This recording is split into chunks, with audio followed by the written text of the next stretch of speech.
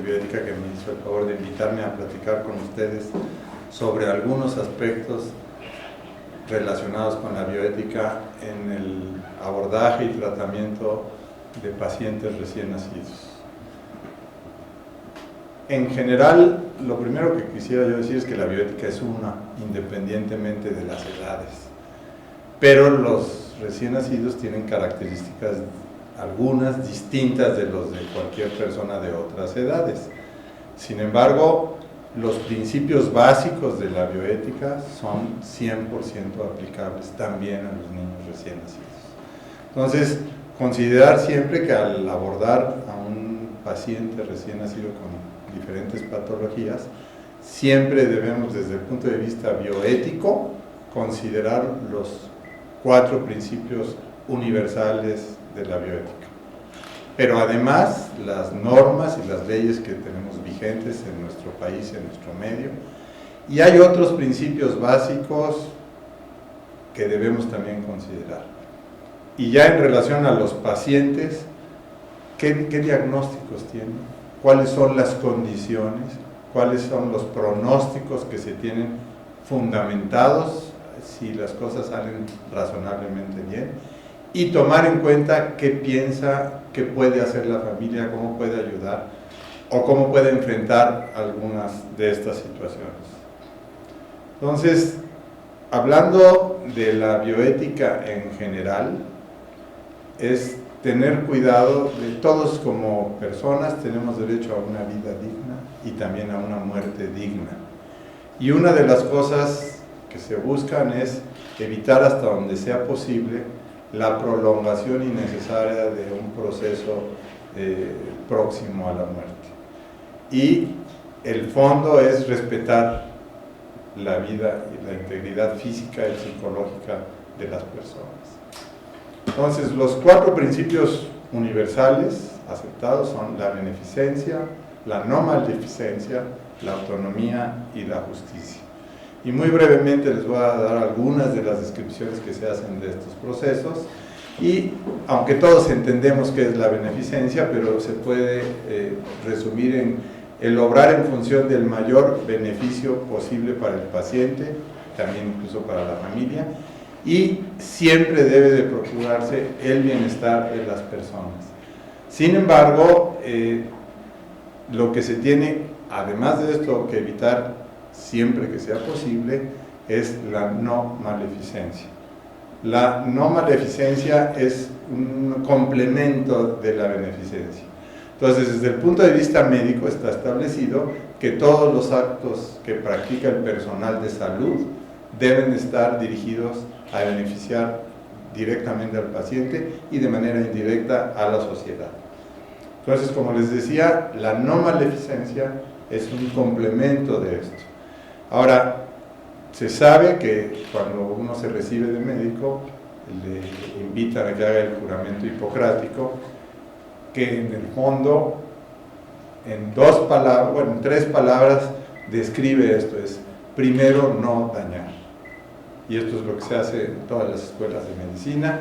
Y cuando esto se lleva a los extremos, es de que un personal de salud no vaya a provocar la muerte, es no matar, no inducir sufrimiento, no causar dolor y no privar de posibles situaciones que le generen placer al paciente.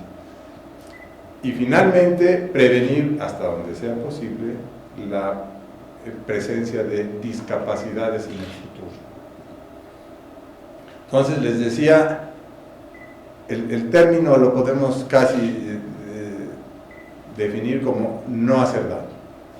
Sin embargo, hay algunas definiciones como que la maleficencia es el hábito o la práctica o la pericia o costumbre o la obra de hacer el mal o cualquier acto que lleve como propósito o la intención de hacer daño a alguna persona, o en algunas exageraciones, llevando a los extremos, el no cometer o incurrir una transgresión o un pecado para aquellos que se mueven en ese ámbito.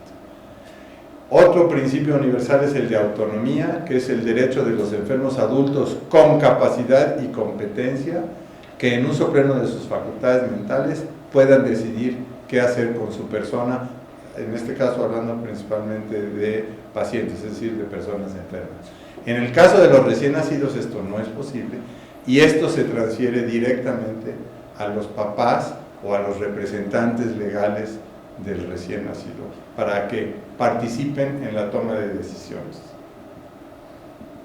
Y el otro principio es el principio de justicia, que es el compromiso de otorgar a cada quien lo que le corresponde conforme a la razón, a la normatividad y a la ley. Y aquí les hago notar que el médico está obligado a otorgar a cada paciente bajo su cuidado la atención que requiera para satisfacer sus necesidades y obtener los mejores resultados posibles en términos de salud física, emocional y social. El médico debe abstenerse por ley en participar en actos considerados como delitos. Y en el momento actual, por ejemplo, la eutanasia es una cosa que no está permitida y desde el punto de vista legal el médico no debe participar en ese tipo de situaciones. Y la eutanasia se define como una acción u omisión con el propósito de ocasionar la muerte de alguna persona. Hay otros principios generales, hay leyes y hay otras consideradas virtudes y normas que se deben de considerar. La equidad, la confidencialidad, el respeto a la dignidad del paciente, que esto es muy importante, la solidaridad y la honestidad. Cada uno de estos tiene sus definiciones, pero son en términos generales equidad es que todo el mundo tiene los mismos derechos, para hacerlo muy claro. La confidencialidad es que todo lo que se haga, se decida o se deje de hacer con los pacientes debe quedar solamente en el caso del recién nacido, entre la familia y el médico que está haciéndose cargo de esto. La solidaridad es un poco ponerse en el lugar de las otras personas para tratar de entenderlas mejor de parte del médico. Y la honestidad, que ahora es un punto flaco en nuestra sociedad, donde hay intereses que a veces se pueden poner por delante del bienestar del paciente o de la familia. Y algunos otros que se consideran virtudes como la confianza, la compasión, la fidelidad. Les pongo en rojo aquí algunos de ellos como el conocimiento.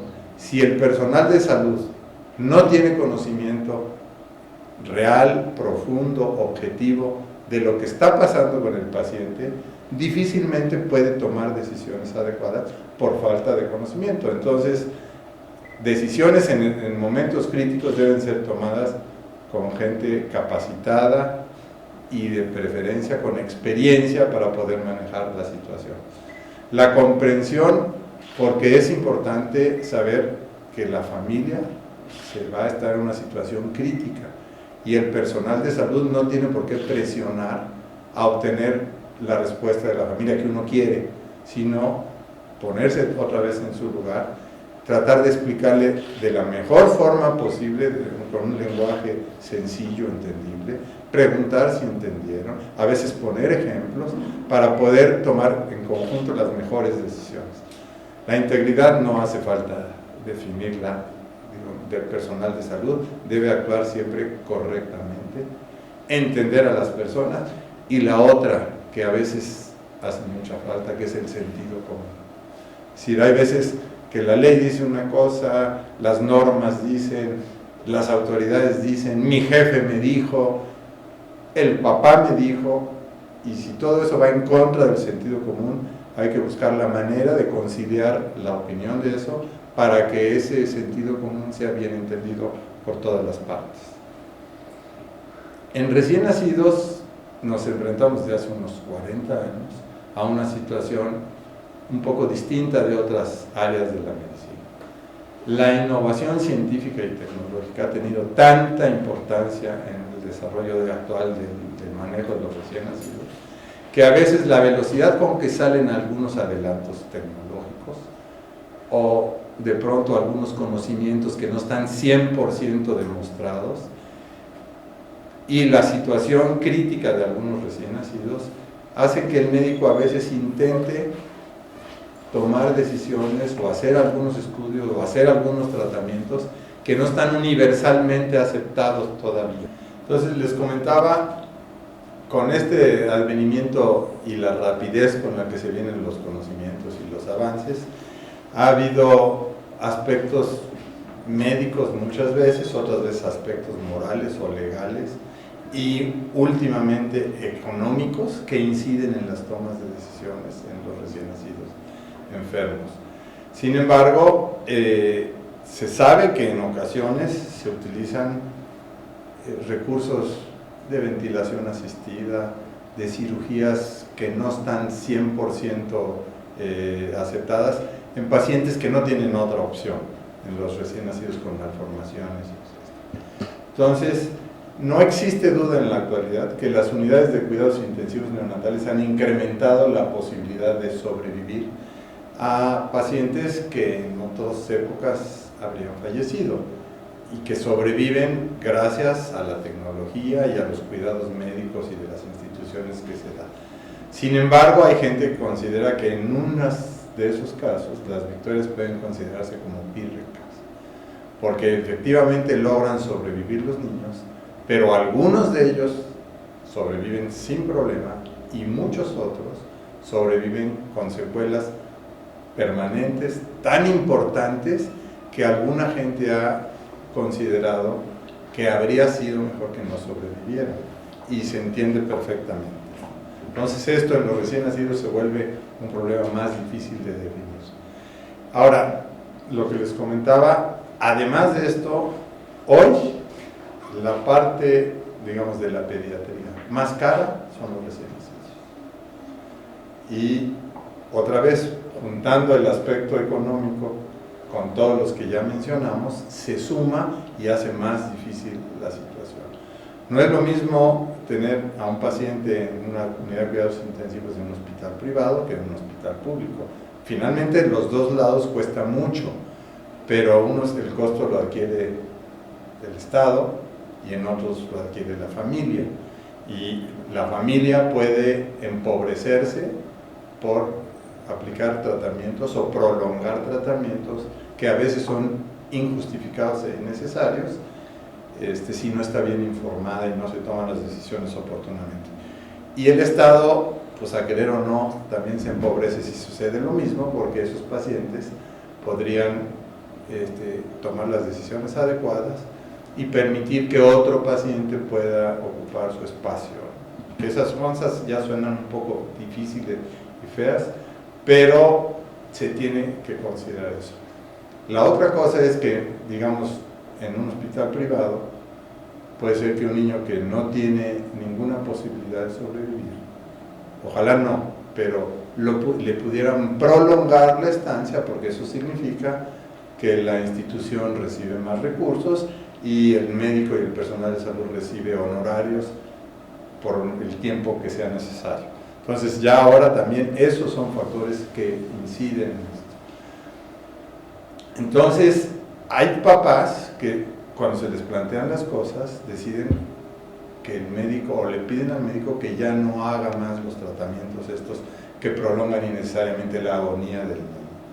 Entonces aquí les ponía un ejemplo de una persona de Estados Unidos, Carol Costellano, que fundó un grupo que se llama, Papás para Niños Ciegos de Nueva Jersey. Ella tuvo un bebé muy prematuro y ella llegó a decir que si yo nunca hubiera querido que a mi hijo le pasara esto. Es decir, evidentemente no estoy muy enterado, pero por el tipo de deformación, el niño está ciego, entre otras cosas.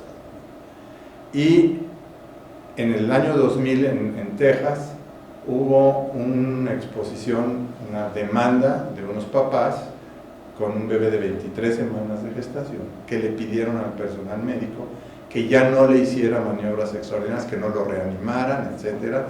Y el personal médico no hizo caso de eso y le hizo todo, y el bebé sobrevivió con discapacidades muy severas, y tiempo después ellos hicieron la demanda y la corte determinó que debería de pagar el hospital y los médicos $60 millones como indemnización, o algunos de ellos por daños punitivos.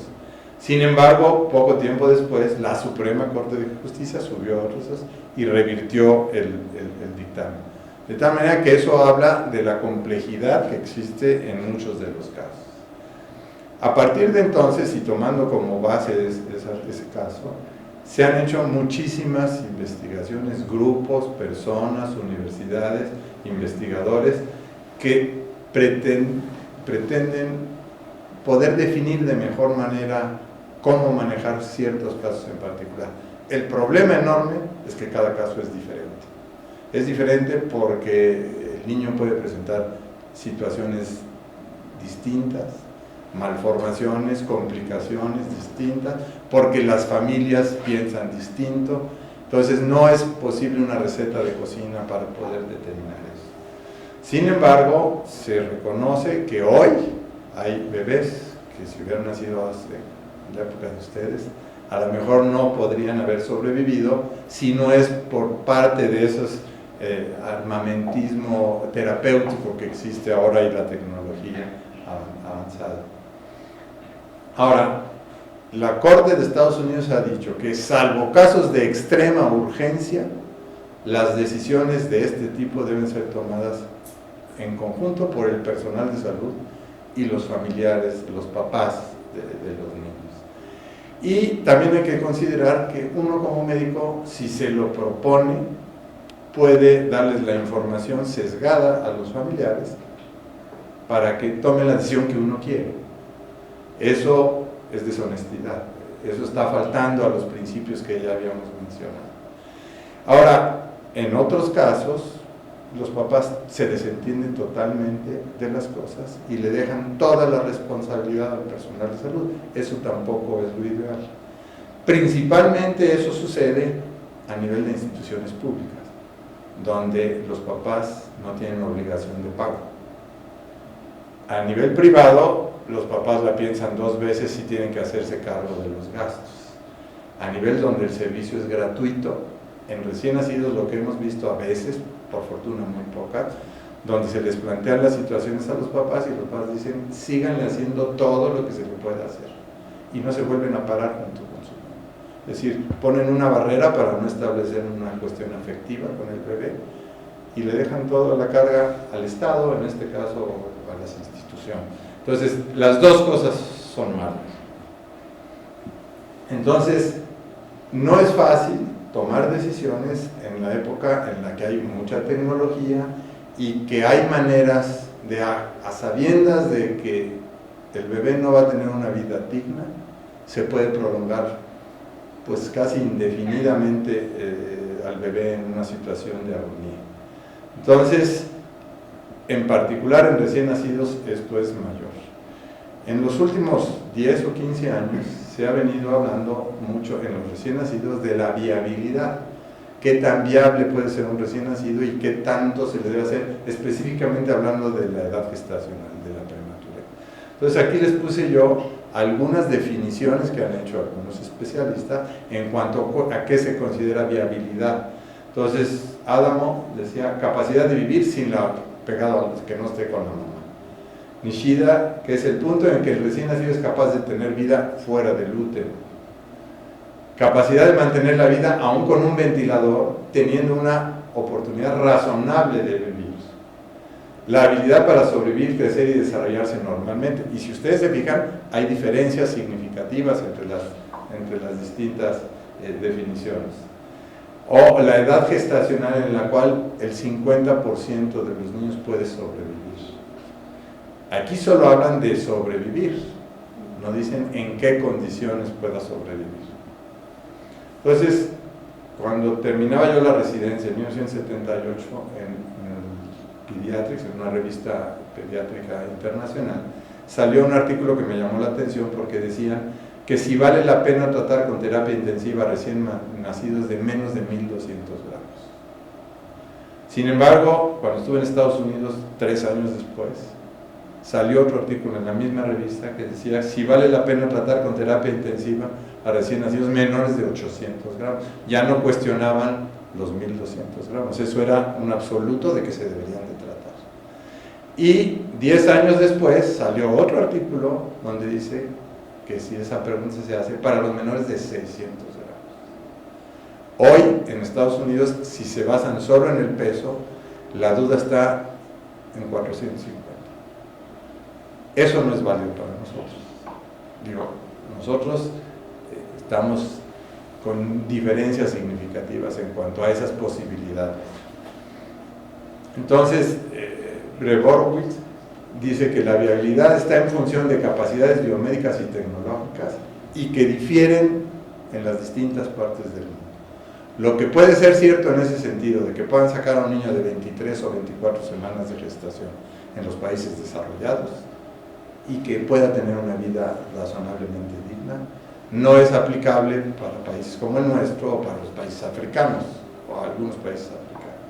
Entonces, no hay una uniformidad en cuanto al criterio de decir de tantas semanas sí o de tantas semanas no. Nuevamente tiene que individualizarse los casos.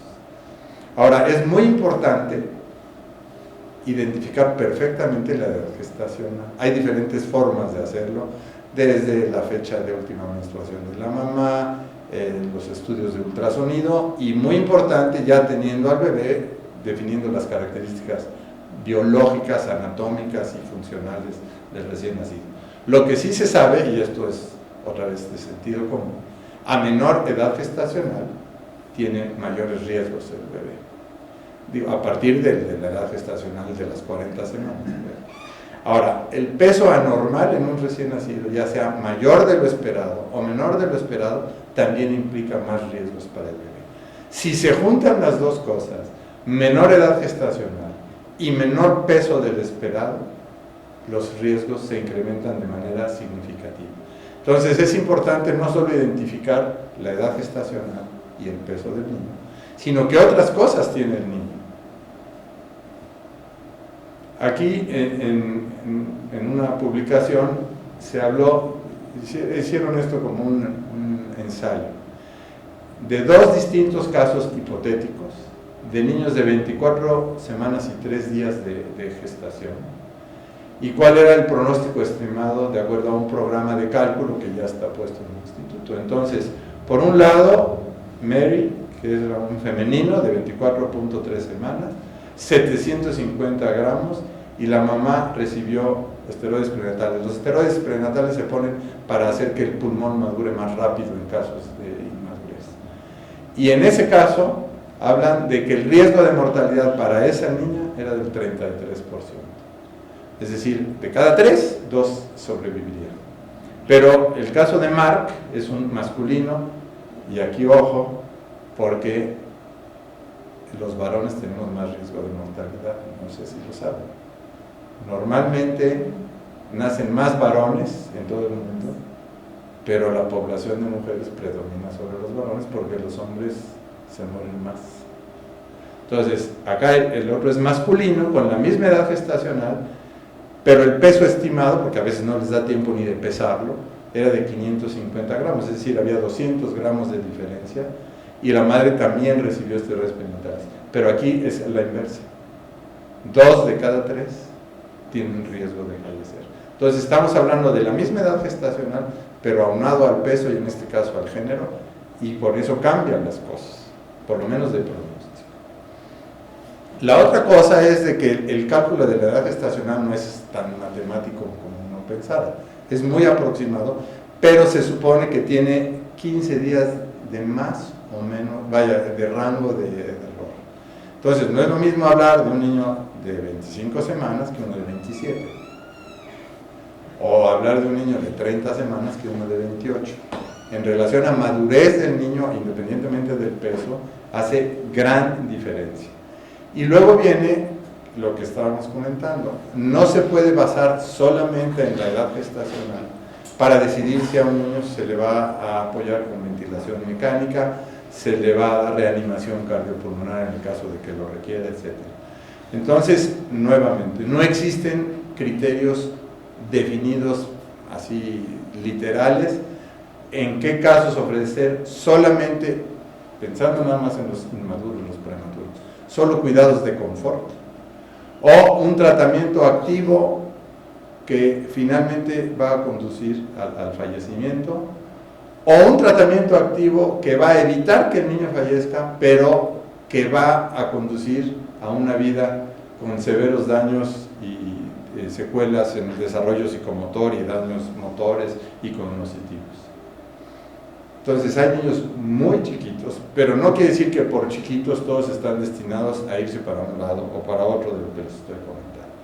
Esta es una gráfica de los años 70, donde ustedes pueden ver la zona más clarita en el centro, digamos, de la parte superior izquierda de la gráfica, y si ven que los puntos en el centro dice punto 1, ese es el riesgo de mortalidad en un niño que nace a las 40 semanas con 3 kilos 250 de peso.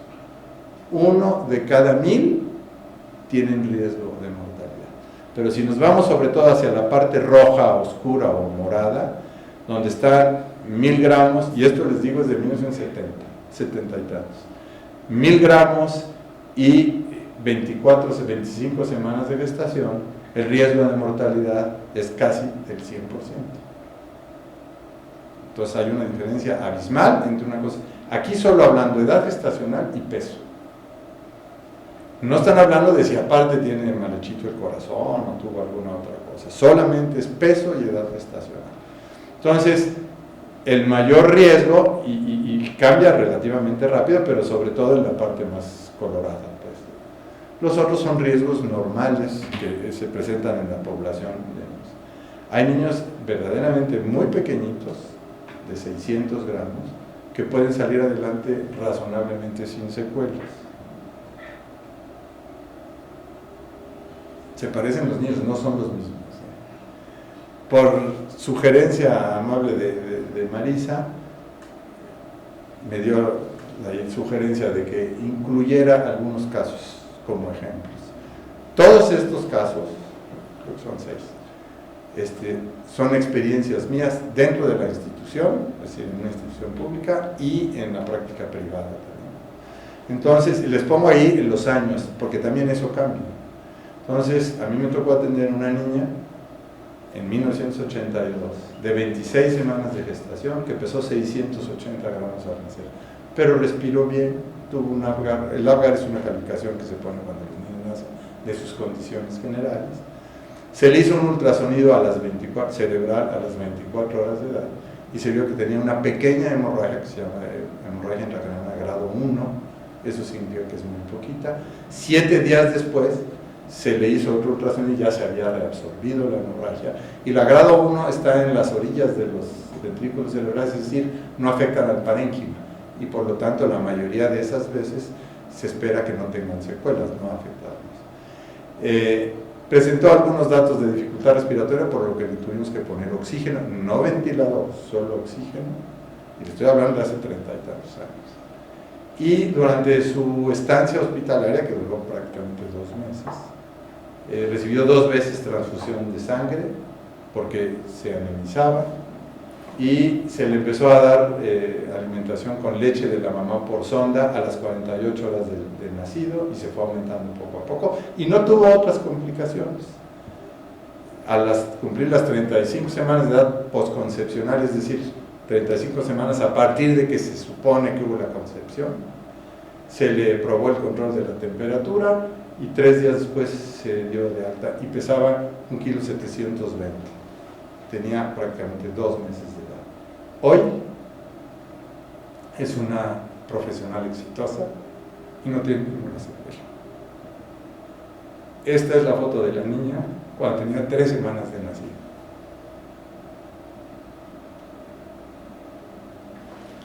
Cuando hablamos de calidad de vida, y que está muy relacionado con una vida digna, hay diferentes formas de entenderlo, pero una forma que todos entendemos es decir, es buena, es mala, puede ser mejor o puede ser peor.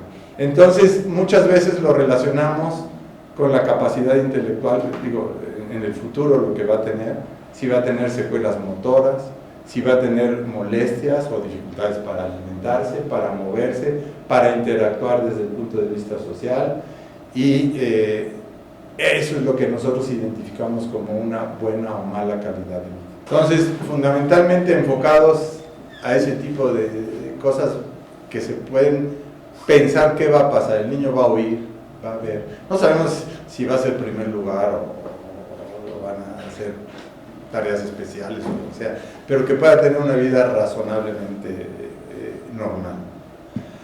Y nuestros esfuerzos deben de estar orientados al mejor interés, que es parte del principio de beneficencia, pero hay que considerar que lo que se tiene aquí en mente es el mejor interés del paciente, no de terceras personas que a veces interactúan con él.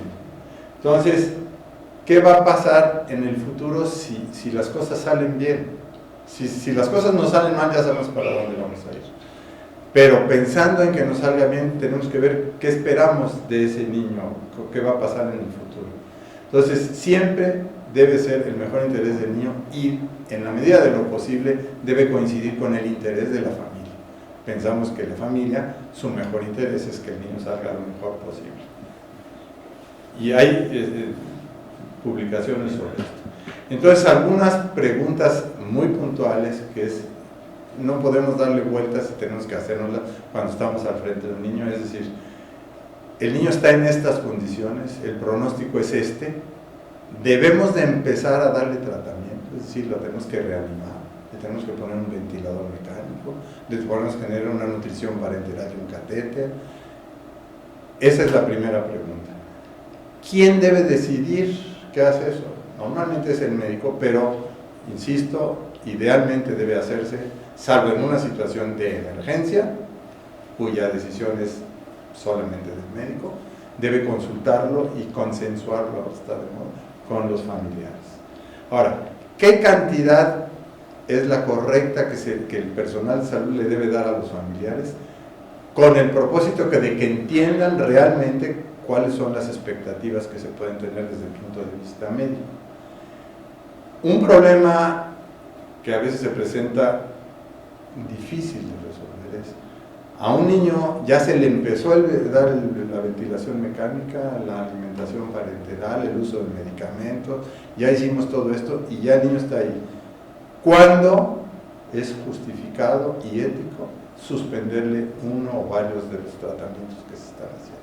Eso es todavía más difícil, porque ahí ya no es darle sino quitarle, y eso cuesta mucho trabajo. Luego, ¿cómo vamos a enmarcar o a documentar las tomas de decisiones? Para eso hay una cosa que se llama consentimiento informado, que ahora se debe de tomar en cuenta prácticamente todo el tiempo. Y esas decisiones que se toman, ¿cómo se deben de explicar a los familiares? ¿Cómo las vamos a tomar? ¿En qué momento? ¿Cómo lo vamos a hacer? Hoy, a diferencia de lo que había antes, se ha aumentado a veces por presión normativa o por miedo o lo que sea.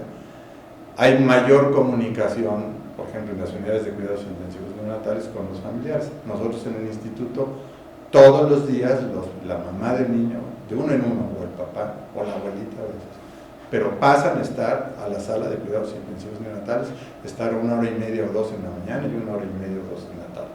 En la de cuidados intermedios pueden estar todo el día, no en las noches, pero todo el día la mamá puede estar. Y eso permite que tengan interacción con el médico y con la enfermera, junto con el niño. Entonces esas cosas yo creo que son benéficas ahora. Ahora, se tiene que decidir entre una intervención a lo mejor muy sofisticada, muy elegante, muy de tecnología moderna, pero que no nos va a servir de nada, que no le va a ser útil al niño, de lo que es una intervención que probablemente le sea benéfica, y siempre quedan algunos pacientes en lo que se llama zona gris. No sabemos si le va a servir o si le va a ser benéfico. Y entonces, en esos casos, hay que darle un seguimiento prácticamente continuo para saber de qué momento se pasa al tratamiento que seguro ya le está haciendo benéfico, o cuando ya deja de ser útil este tratamiento o estudio. Ahora,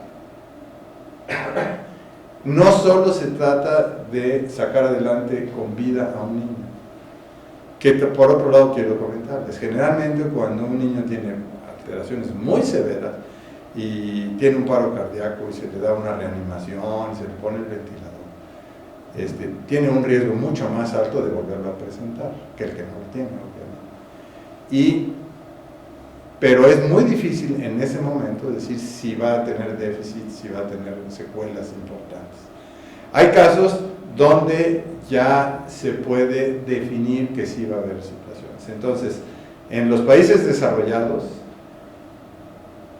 los niños de entre 23 y 25 semanas los consideran en zona gris. No sabemos si van a tener, si no.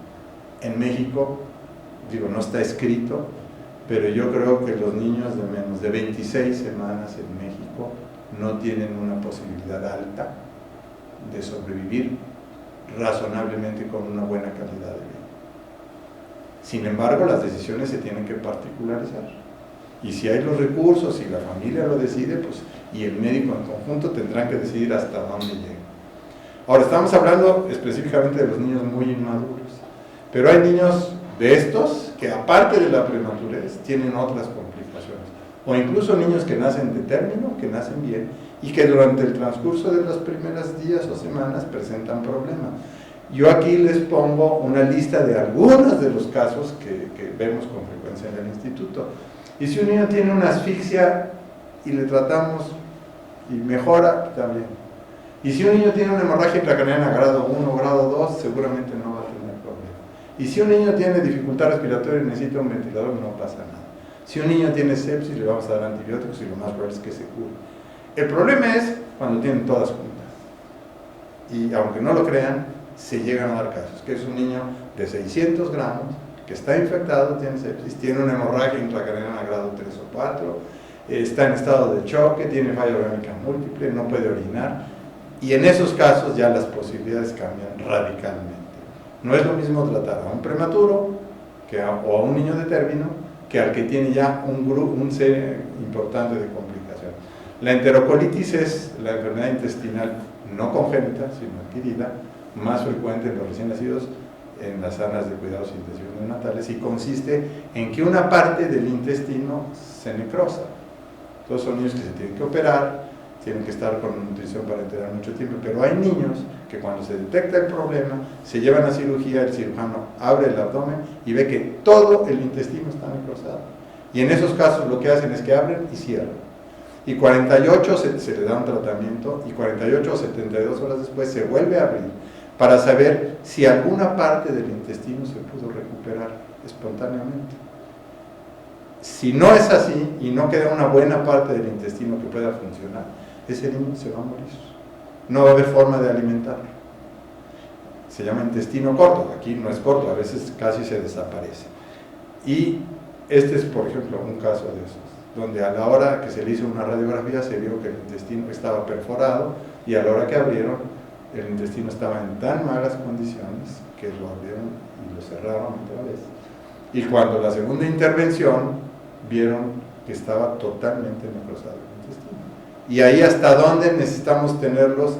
A mí me tocó hace mucho tiempo en Estados Unidos ver que había niños que vivían en el hospital con su alimentación parenteral, ya de 3 o 4 años. Llevaban 3 o 4 años en el hospital, tenían una maestra que les iba a dar clases, los familiares, eso puede ser. Y a lo mejor en algún día que exista el trasplante de intestino formal y hecho, pero en nuestro medio esto está muy lejano de ser real. Esto es más o menos frecuente de verlo en las unidades de cuidados intensivos neonatales. Luego los residentes dicen, parece arbolito de Navidad, porque cada jeringa que está ahí es un medicamento, y son medicamentos habitualmente de una energía para actuar, son los que mantienen al corazón funcionando, al riñón funcionando, los antibióticos, evitar que convulsionen. Entonces, a veces, no sé cuántas son, pero van a ser 10 o 12 sustancias diferentes que se le están metiendo a un niño recién nacido, aparte del ventilador, de la nutrición parenteral, de los catéteres, etc. Estos niños pueden salir adelante, pero no depende del arbolito de Navidad, depende de qué problemas tenga el niño. Pero además, esos son problemas adquiridos, pero además hay las malformaciones congénitas que pueden ser del sistema nervioso central. Hay hidranencefalia, por ejemplo, donde no hay ninguna posibilidad. Hay malformaciones cardíacas. En una ocasión llegó un niño curiosamente de Guerrero, digo curiosamente porque les voy a presentar un caso de Guerrero, donde llegó y estaba mal formado, no tenía genitales, pero no tenía tampoco por dónde orinar. Entonces lo operaron, pero no tenía riñones. Y ese niño al día siguiente se habló con los familiares y le dijeron, lléveselo a su casa. Porque tampoco le podía uno dar de comer porque se iba a hinchar. Bueno, entonces le daban de a poquito suerito, leche de la mamá y ya. Pero no hay manera de hacer vivir a esos niños. Y mucho más daño hacemos si lo mantenemos ahí, a ver hasta cuándo aguante con el ventilador y con las cosas estas. Algunas malformaciones de tubo digestivo, y digo algunas porque la mayoría se pueden tratar. Algunos síndromes cromosómicos que ya se sabe que no sobreviven más allá de 3 meses o de 6 meses, independientemente de lo que se les haga. Aparte de que otros tienen secuelas, pero eso es otra. Y algunas que se consideran enfermedades congénitas del metabolismo, que si no se tratan, por eso existe lo del tamiz metabólico, para detectar esto antes de que presenten síntomas. De otra manera, casi todos van a tener secuelas neurológicas permanentes y graves, y van a vivir poco, finalmente. Hay malformaciones que difícilmente pueden tratarse, muy obvias. Esta es una cosa que se llama hemolinfangioma quístico. Y el problema no es la apariencia, sino que aquí se operó, se le hizo varios intentos, se le inyectó una sustancia esclerosante para disminuir los quistes. El problema es que esos crecimientos anormales terminan comprimiendo nervios, comprimiendo vasos, arterias, etc. Y una malformación de esta magnitud es poco probable que salga adelante. Ahora les presento el que les decía de Guerrero. Este llegó a principios de este año. Vino, no les voy a decir el pueblo de donde vino, pero de un lugar alejado, en la sierra de Guerrero, de unos familiares muy humildes, el papá campesino. Tiene un buen hábitat, un buen peso, pero desde que nació lo ven moradito, tiene cianosis. Le toman una radiografía y le ven que tiene un discreto crecimiento del corazón, y eso nada más, con eso lo mandaron al instituto, y aquí vimos que aparte tenía congestión pulmonar, y al revisar al niño tenía esos datos. Era un niño muy como débil, decaído, no daba 3 chupaditas al biberón y no comía más, y estaba morado todo el tiempo, y cuando se le tomaba, se le picaba para poner una venoclisis o lo que sea, lloraba 10 segundos y dejaba de llorar, es decir, estaba en un estado de debilidad importante. Se le hizo un ecocardiograma y se vio que tenía un ventrículo izquierdo muy pequeño, que tenía estenosis de la válvula mitral y un arco aórtico, es decir, toda la parte de salida de la arteria aorta chiquito, hipoplásico. Entonces se diagnosticó lo que se llama el síndrome de ventrículo izquierdo hipoplásico. Si no se hace cirugía, se mueren todos en corto tiempo. Si se hace cirugía en nuestro medio, casi todos se mueren. En los Estados Unidos y en algunos otros países tienen algo de sobrevida, pero aquí casi no. Ahora, lo que se les tiene que hacer, y en algunos se ha intentado en el instituto, son, para corregir esto, 3 cirugías distintas. La primera, que tiene que ser, digamos, en el primer mes de vida, si es que sobreviven a eso, implica posteriormente una terapia intensiva durante varios meses, uso de oxígeno suplementario. El uso del oxígeno puede generar complicaciones en el mediano o en el largo plazo, dificultades para alimentación, no suben bien de peso y tienen que tener cuidados muy especiales una vez que se egresa del hospital, y tienen que estar permanentemente bajo vigilancia estricta antes de la segunda operación. La segunda operación se hace cuando tenga 6 a 8 kilos, pero estos niños habitualmente alcanzan 6 a 8 kilos después del año de edad, por lo que les estaba diciendo, no comen bien, funcionan diferente. Y después de eso necesita otros 2 o 3 meses de terapia intensiva y de cuidados muy especiales en su domicilio. Y si todo transcurre bien, a los 5 o 6 años, cuando ya pese más, pese 12 kilos o algo así, hacer la tercera cirugía que amerita otra vez estancia prolongada, la terapia intensiva. Cuando se planteó esto a los papás, dijeron, me lo puedo llevar, y se los dimos para que se lo llevaran. Es decir, este niño no iba, aunque se hiciera la cirugía y fuera exitosa y durara 3 meses en el hospital, hospital. Al llevárselo a su casa no le iban a poder dar los cuidados que se requerían. Nos pareció totalmente justificado para ellos y para el niño el que se... No sabemos qué pasó, pero bueno, sí sabemos qué pasó, pero no nos consta. Digo, ese niño se debió haber muerto relativamente rápido, en el transcurso de 2 o 3 semanas, en su casa. Entonces, cada caso de recién nacido se tiene que analizar de manera individual, tomando en cuenta la edad gestacional y el peso, qué diagnósticos tienes, cuáles son las condiciones clínicas del niño, qué complicaciones se han presentado, qué condiciones y qué recursos hay para atender al niño. No es lo mismo el Instituto Nacional de Pediatría, que a veces tenemos escasez de cosas, que un centro de salud en la Sierra de Guerrero. Es decir, no se les puede pedir lo mismo y que se haga lo mismo. ¿Cuál es el pronóstico de vida para el niño, de calidad de vida? ¿Cuál es el pronóstico de las funciones distintas? Y eso se les debe explicar a los familiares. ¿Y cuáles son las expectativas de la mamá? Bueno, de los familiares. Este es otro caso.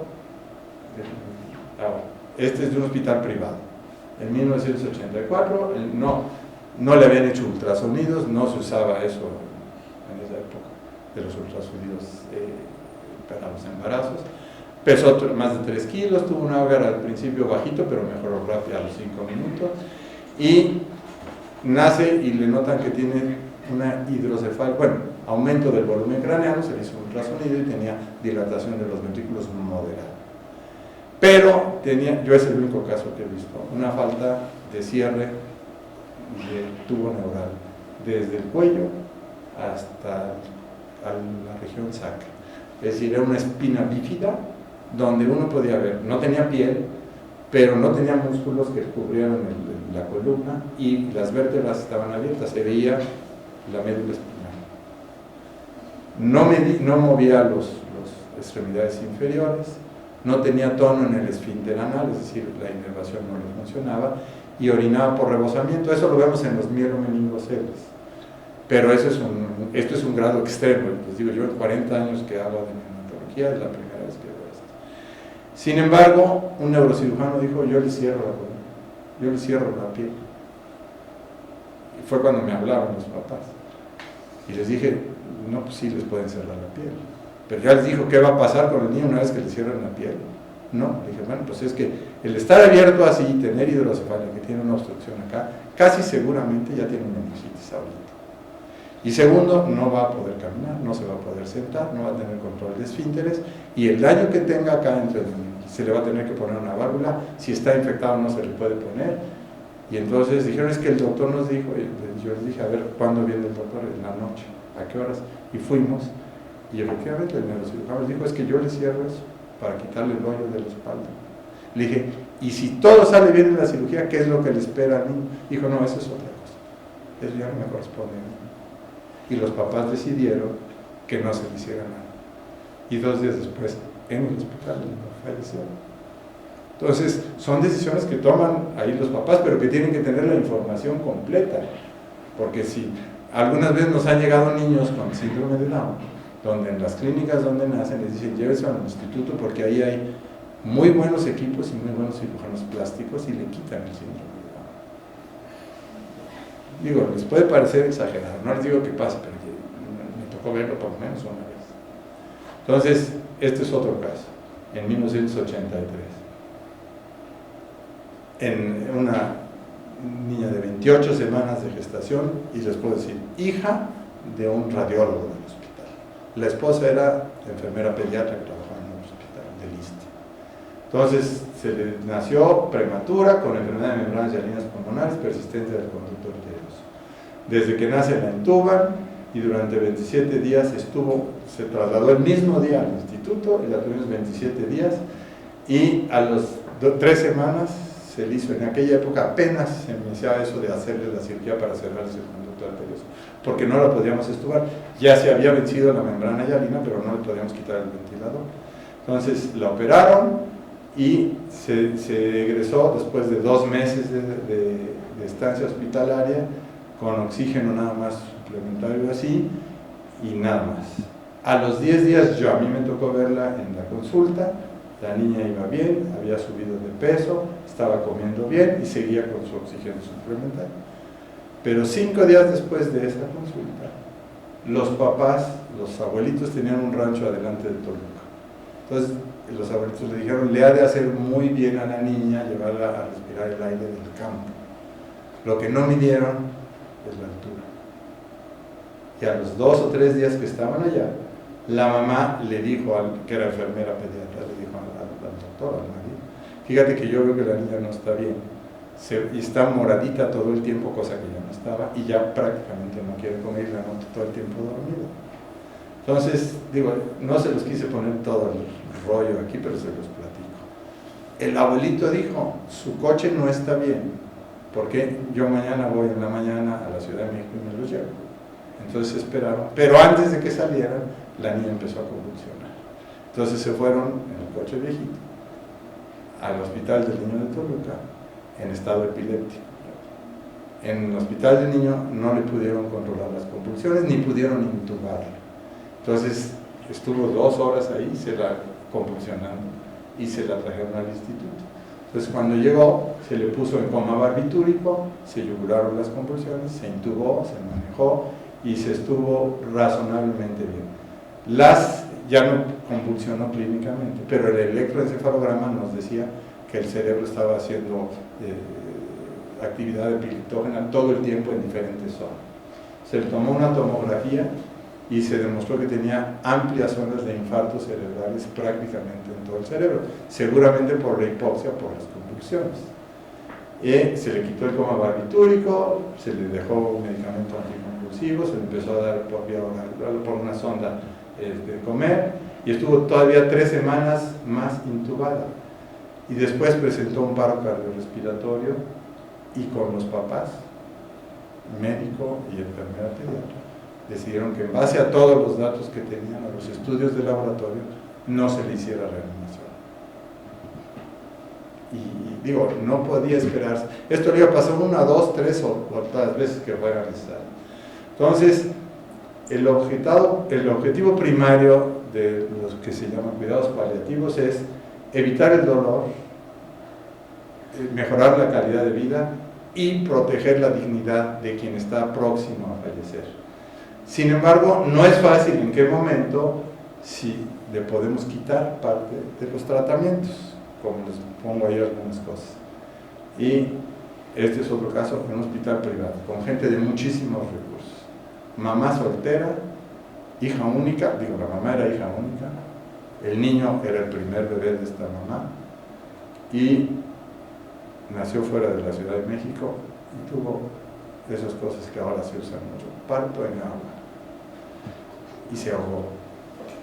Entonces, en el lugar donde estaba, el pediatra la reanimaron, le hicieron ventilación mecánica, pero con la ventilación le produjeron un neumotórax de los 2 lados, le pusieron unas sondas para quitarle el neumotórax, y me habló y me dijo que si podía yo recibirla en un hospital aquí, privado.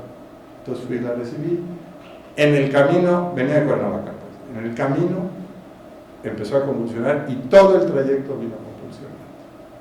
Entonces, otra vez le pusimos coma barbitúrico, salió del problema activo y nuevamente en el electroencefalograma una actividad totalmente anormal, epileptógena, con focos múltiples. 2 días después le quitamos las ondas pleurales, ya no tenía el neumotórax, y a la semana le hicimos otro electroencefalograma que no tuvo ningún cambio, seguía con una actividad muy anormal. Se le hizo una tomografía cuando tenía 10 días de hospitalización, con zonas extensas de infartos cerebrales y edema cerebral importante. Se habló con la familia, en este caso, los abuelitos estaban en el Ángel. Los abuelitos contrataron un cuarto para estar cerca. El niño estaba en la terapia, para no irse en ningún momento mientras estuvo hospitalizado. Y tenían los recursos. Entonces se les explicó y se les dijo cuáles eran las opciones, de seguir haciendo todo hasta donde fuera posible, si dejarle ya solamente suele quitarle la nutrición parenteral. Una nutrición parenteral cuesta 6 o 7 mil pesos diarios. El ventilador cuesta 8 o 10 mil pesos diarios. Digo, hablando solo del dinero. O dejar algunas cosas y quitarle otras, o hacer todo hasta donde fuera posible, y si presentaba algún paro, seguir reanimándolo, ¿no? Dado que las expectativas eran muy pobres, ¿no? Entonces, los tres, digo, la mamá y los abuelitos, me dijeron, déjenos pensar. En la noche que regresé, el abuelito me dijo, llorando, y yo soy chillón, entonces es la fregada. No sabe cómo hemos esperado a este bebé, pero queremos un niño. Quítele el ventilador. Y 8 horas después se murió. Entonces, no es tan fácil decidir. Al año, la mamá me habló por teléfono que iba a tener otro bebé, y que si yo la podía ir a recibir al bebé. Le dije, pero nada de agua. Y no, ya. Hoy el niño tiene 30 y tantos años, que es un niño sano. Y como a los 15 días de que se murió, los abuelitos me invitaron a su casa a comer un domingo para darme las gracias. Todas estas cosas que son platicadas es distinto, y en la actualidad uno tiene que tener algún documento que respalde lo que se hizo con el niño y lo que se hizo con los familiares.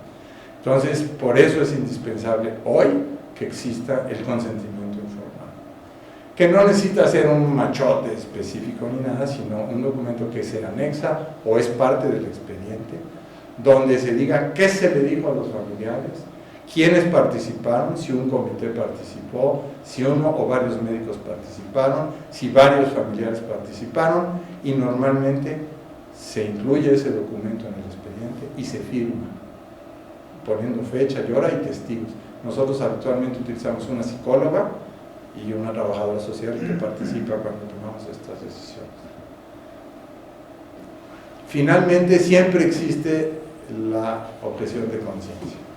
Si por alguna cuestión religiosa, filosófica, moral, yo como trabajador de la salud no estoy dispuesto a tomar unas decisiones como estas, entonces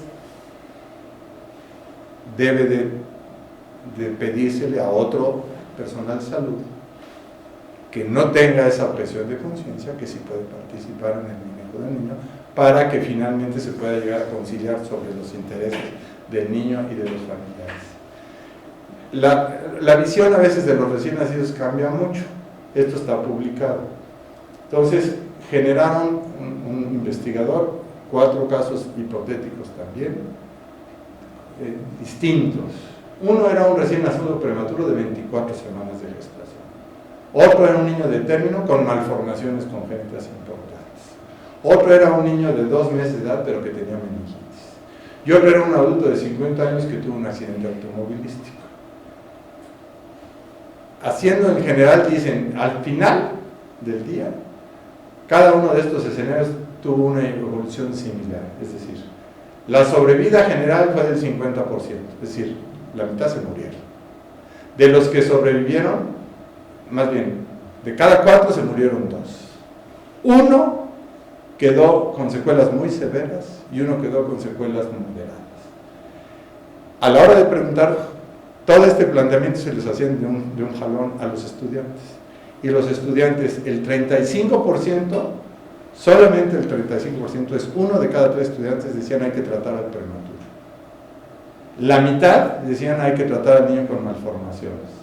Un poco más de la mitad al adulto accidentado, y 3 de cada 4 hay que tratar al niño de la meningitis. Entonces parece ser que ante esa visión, ante pronóstico parecido, no hay tanta facilidad para decidir que sí se le dé el tratamiento a los recién nacidos.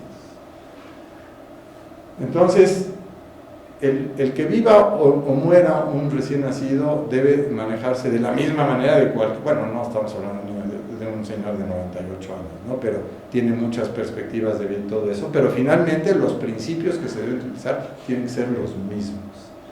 Y ahora existen evidencias de que se pueden tratar a muchos recién nacidos con prematurez importante, con malformaciones severas, pero se tiene que tomar en cuenta los riesgos o las evidencias de que no van a poder tener una vida digna para poder tomar esas decisiones.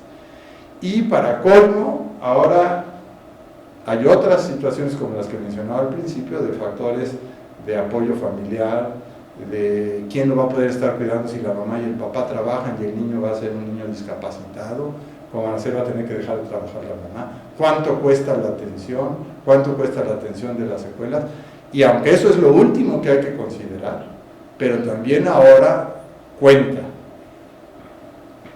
Entonces, yo la última cosa que quiero decir es que se tienen que tomar las decisiones no generales, sino basadas en cada caso en particular, considerando la forma de pensar, los aspectos religiosos de la familia, pero sobre todo las características biológicas del recién nacido, qué diagnósticos y qué complicaciones ya se tienen, no que les pueda dar, sino que ya las presenta el niño.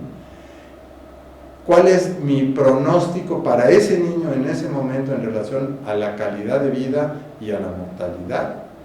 Y cuál es la opinión informada de los papás, de tal manera que podamos tomar la decisión con mayor fundamento y que nos podamos sentir más tranquilos de que lo que estamos haciendo es lo correcto y que los familiares se sientan también tranquilos de que están tomando la mejor decisión para el niño.